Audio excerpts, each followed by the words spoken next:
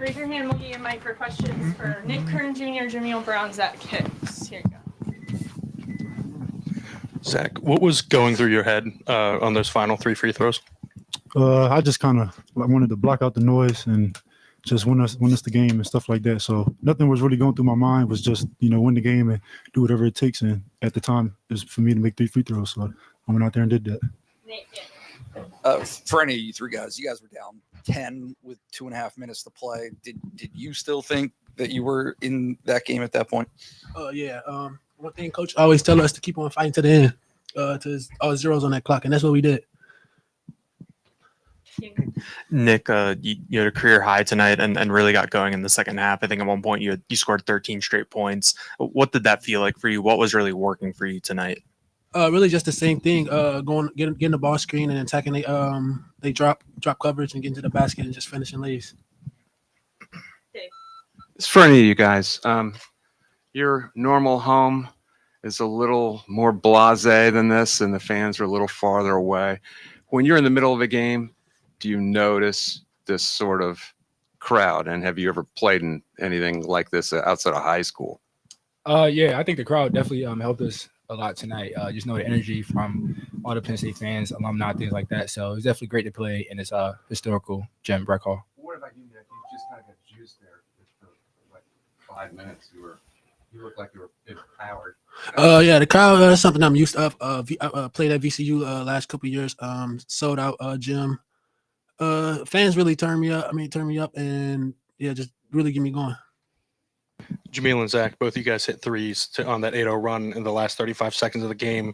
Was that a point of emphasis, like you got to get shots up early in the shot clock and go? And then Zach, specifically on yours, was that always the plan to take a 3 there? I wasn't say it was the plan, but obviously 3 is worth more. So obviously, I would try to get that first. But once I pump faked and the dude jumped, I was like, I might as well just sidestep take the 3 instead of driving all the way into the rim. And even if I do score it at the rim, we still down more points than what we was. So at the time, I was like, all right, we gotta get it there. Yeah, I just feel like coaches do a great job of putting us in a position to be successful on the court, on the offensive end and the defensive end. And obviously, we shoot the ball every day. So, it's just the basketball guys just telling us to go in. Andrew, then Mark, then Max. Nick, I know they're always looking for guys to step up when guys are out or you're missing players. Was there a moment tonight in which you said, no, I have to do this. I have to take leadership. I have to take ownership to bring us back? Yes, sir. The last couple of games, coach has been telling me I had to be a better leader on and off the court. So I took accountability of that today and did. For Nick and Jameel, it's no secret that you're without your leading scorer for the rest of the way. It almost looked like both of you guys made a concerted effort to get more shots. I think, Nick, you had a career high. Was that something in the back of your head that you guys are going to have to do more the rest of the way for this team offensively? No, not really get more shots, but just play team basketball, just play together. Max, go ahead. Without a mic. I don't need a mic. It's fine. Zach, obviously, you guys are coming off of a 3-game losing streak, and then you have the situation with Kanye this week. Can you just explain where this team's mindset was at leading into this night, and then how good it feels to come out with that kind of win? During our 3-game losing streak, can't win every game, and we was in a little team slump. Obviously losing it 3 games in a row, but every day we came into practice, we was always working. Our heads we never felt sorry for ourselves. Like we were out there, so we're gonna own the win, we're gonna own the loss. And at the time, we lost 3 straight. And the whole, Kanye situation was just next man up. Nobody ever hung their head or said, "Oh my God, he's out." He's just, next man up. Music came out here and gave us a big spark off the bench, going 3 for 7 from 3. And yeah, that's the main thing. Coaches are telling us is next man up and keep our eyes, on the prize. Thank you, guys. Coach Underwood will be right in.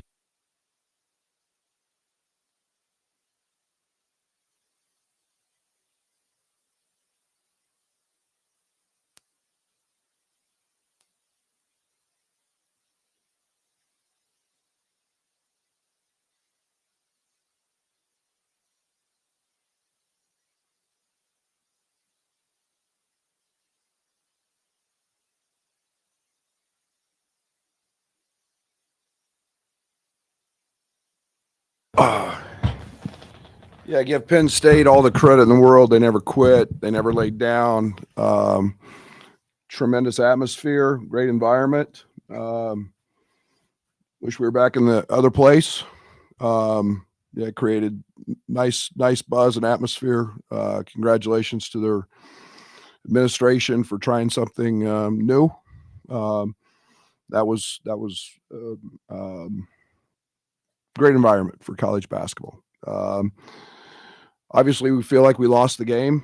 We did just about everything wrong in the last 2.5 minutes, and they made shots. So can't give up 55% field goal percentage in the second half and win. Disappointed in that, and coming off the Maryland game where we held them to 34%. So all the credit goes to Mike and his kids, and they got the win. Brad, Can you remember? I'm sorry. Go ahead. what bothered you most about the final couple minutes here? Everything. We didn't do anything right. We did everything we could possibly do to lose the game, from foul on the last play to the missed free throws, to turning the ball over against the press, to not getting a stop when we needed one. We missed 2 layups. Luke missed a wide open 3 in the corner. So it was everything. Brad, can you remember anything in your career? You've been around a while, quite like that last 2.5 minutes. Yeah, I beat VCU in the NCAA tournament on a 4-point play. Very similar to that. Bad player makes a bad decision and fouls, and yeah, I did it in the NCAA tournament. So, games happen like that, and unfortunately, we were on the wrong end of one. Brad, what bothers you most about your defense right now here in the back? Blown assignments, probably. I thought Amani came in and gave us a great lift in the first half. Our assignments, our attention to details is not very good, and we went under guys. Our lack of physicality was evident. They just knocked us around. I thought we did a pretty good job on Ace, for the most part, but it was all the other guys, and late in the game, we let I think it was Hicks come off the little pin down, and we're not connected to him. We walked through that play 15 times, went through that play. So it's just being dialed in and mentally focused. I guess, how do you address that then? Before Saturday, Start being playing time and subbing guys out. We should be beyond that point, but again, we can't afford those. We knew they were going to cut. Justin gave up, I don't know what, 4 layups on cuts tonight. And then it's 6 or 8 points on out of bounds plays on one we covered. Those are deals that cause you to lose. Following up on the question about the assignments, for Penn State to be without the leading scorer, just a couple days ago, how did that kind of change your mindset regarding this game? And do you guys think that you followed through, on that defensive effort that you had game planned for? Well, they've won games without him. They're better. I thought they were better without him. The ball moved. The ball's in Ace's hands, and I don't know anything about anything that's going on with him. So I'm not commenting on him, but their role definement's great. They're adding Dunn and putting him in a place to where he gets shots, and their roles were very defined, and so it's not, I'm not in their locker room, I'm not around, but that's a very connected basketball team.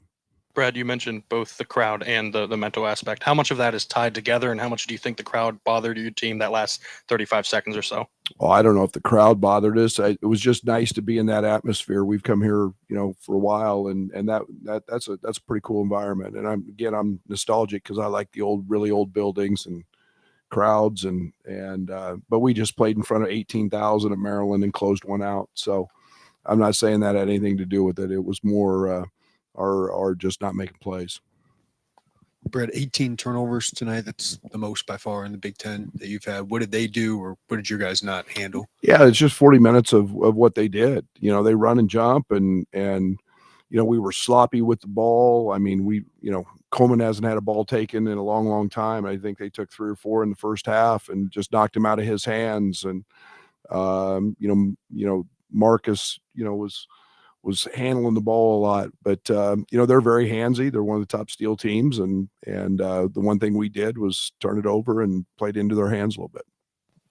I mean, on that when you get 50 from Terrence and Marcus combined, I mean, what did you like about what you could do offensively? And I guess, we had a 1.4 mid OER midway through the second half. Our offense isn't a problem. I mean, they're one of the worst transition teams in Power 5 and giving up points. And I'm not telling them anything they don't know. They are dead last in our league in points in transition. So we knew if we could get a defensive rebound and stop, that's where Terrence excels.